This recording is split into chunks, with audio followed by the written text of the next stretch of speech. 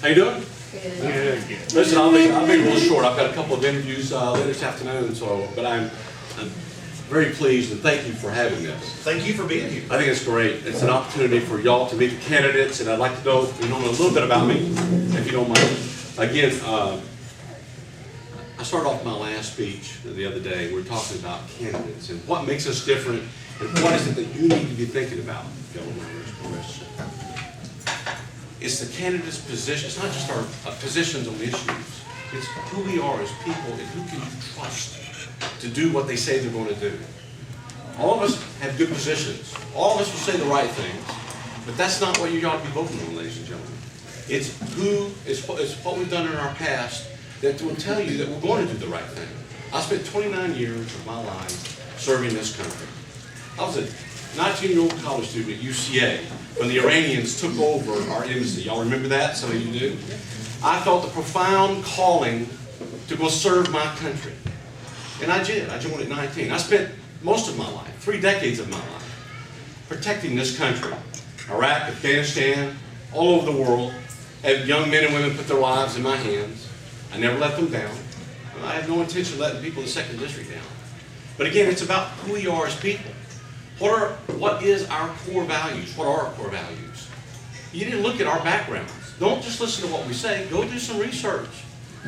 I'm a royal Republican. I've never once given to a Democrat, ever in my life. I've never once advocated for a tax increase.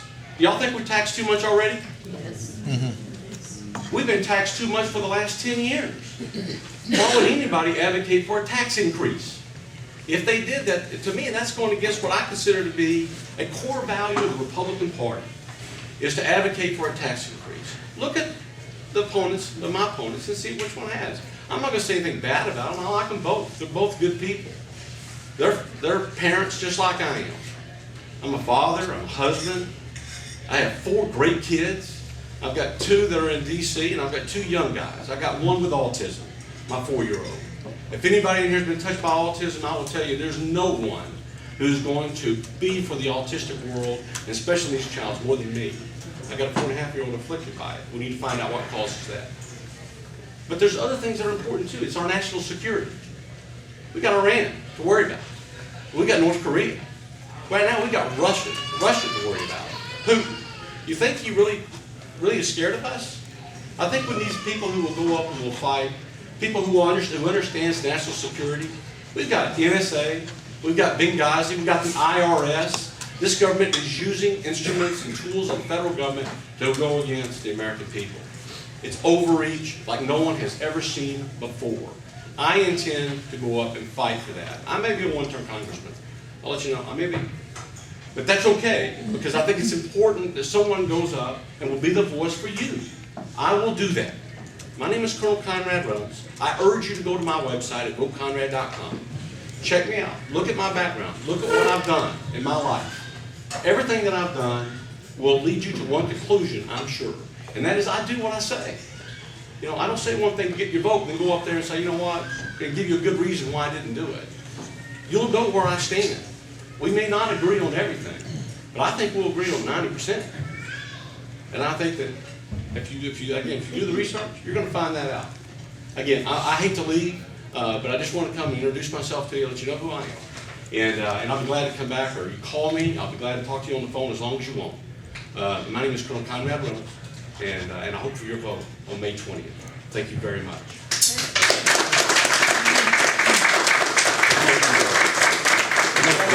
Do you have time for any questions or? Yeah, I do. Yeah, I got time for a couple questions. So if anybody's got one. Yes, Iran is bad, and no. Yes, sir, Luke. I've got a question. I'll give this to the other candidates. They want to answer this too. Something I thought about a while back was, I'm not sure the federal department that extended or enforces this law, but Congress passed a 40-hour work week sometime back. Yeah. Probably before I was involved to anything. I feel like there are a lot of people out there that are working, that are hourly, that wouldn't mind putting in an extra 10 or 20 hours per week. They're not even given the choice to do so. Right. It's almost like the federal government saying you can't work more than 40 hours a week. Actually, that law was pushed by the unions way back when. Oh, yeah, sure. 30s, right. Probably more, probably. And so I wonder if there's a way that the federal government can and give that right back to the employee. It used to be in the rights of the employer. Now the program has come in, but it's kind of hurts the employee in a sense. There's a lot of single income households who the mother or the father wouldn't mind putting an extra 10 or 20 hours. That could be a really big difference. Speak to, I brought this, I have a specific question, just kind of speak about that subject, if you will. Well, I think people ought to be able to work as long as they want to work. When I was younger, I worked 2 jobs, put myself through college. My mom worked 2 jobs. A lot of my brothers and sisters, we've all worked long. When I was in the military, I'll tell you this, there was no hours. We worked, when 9/11 happened, I worked 365 days, 18, 19 hours a day, not one day off for an entire year. We didn't get overtime either. Not any overtime, but a lot of work. So, as far as I'm concerned, people ought to be able to work as much as they want to work. And I don't see an arbitrary figure like that at 40 hours. I do see, yes. The 40 hours has to do with the overtime? I mean, is that why they require overtime after 40? It is, and I would have to go back and read the law, but that's why they passed it, because they were working people too much. Now, they're 80, 90 hours a week, and so they wanted to restrict that so that the employers didn't overwork people. And it was the same thing for child labor and a lot of other things. And I guess a lot of employers cut their employees off 40 hours. Right. And so the employees are like, hey, I don't mind working there for 5 or 2 hours. Right, but the goal was you had predatory business people who basically took advantage of people who had to work, and they made them work long hours. Is that my 10 minutes? You still got time. Still got a few minutes. So there was another, yes, sir. Yeah, what do you send on Common Core? Common Core? Yeah. Let's get rid of it. Let's get rid of it. It's rotten to the core, as far as I'm concerned. And, it's not something that I want the federal government mandating to the states. The states, I think we can come up with a better solution in Arkansas than the federal government can. But that is a bad program, and I don't support it at all. Yes, ma'am. Will you help us be the first of 4 states Excuse me? to be one of the first of the 4 states abortion free?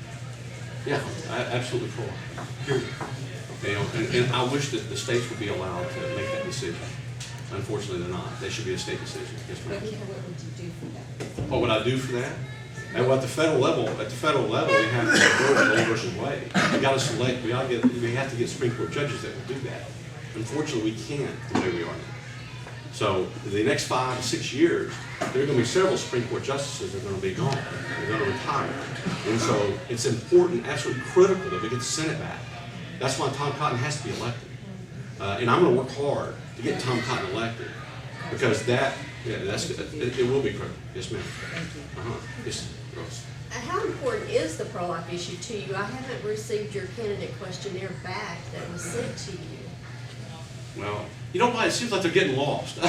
That got lost. My NRA application got lost. I don't know who's checking my mailbox, but no, we sent it back.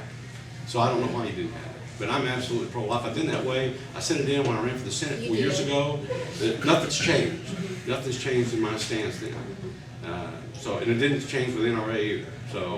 But I apologize for you not getting it, but you should have gotten it. Yeah, we've had a great friend in Tim Griffin. Yes. I mean, he's co-sponsored every pro-life law that we asked him to. Right. He voted 100% pro-life, and we want that.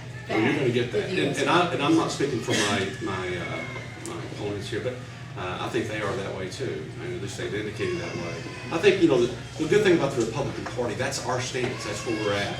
As long as we don't put rhinos up there, as long as we put people who are Republicans and believe in the right lot, and I think all of us do, so I think we're going to do well there. Anybody else? Yes, sir. Should we expand the self-deportation laws that were successful in Alabama and other states in removing illegal aliens? Well, it's because they got laws that make it very difficult for people to get government benefits, state benefits. Oklahoma did the very same thing. Yeah. And I think that for immigration, we're going to have a real problem in the state of Arkansas, ladies and gentlemen, because we passed a private option. Private option is not a good thing. And let me tell you why. Texas, Oklahoma, and Missouri do not have a private option. Where do you think all those people that are illegals will go for their health care? They're going to come to Arkansas. We don't have a cap. We got 250,000. That could go up, who knows? And all of us in 3 years are going to be paying a huge part of that. So, it's a bad thing. what you're talking about is the states limiting benefits to illegals. And that's the state passed that, the state laws. And I think we need to do more of that. And otherwise, we're going to have real problems here. So, I support the state legislature. Any law that they pass that limits benefits to people who came here illegally, I think is an important thing, and I think it saves the Arkansas taxpayer money. So, and we do not need to have an incentive for people to come here illegally. Any other questions? Well, thank you very much for the time. I appreciate it very much, and I'll see you again soon, I'm sure. Thank you.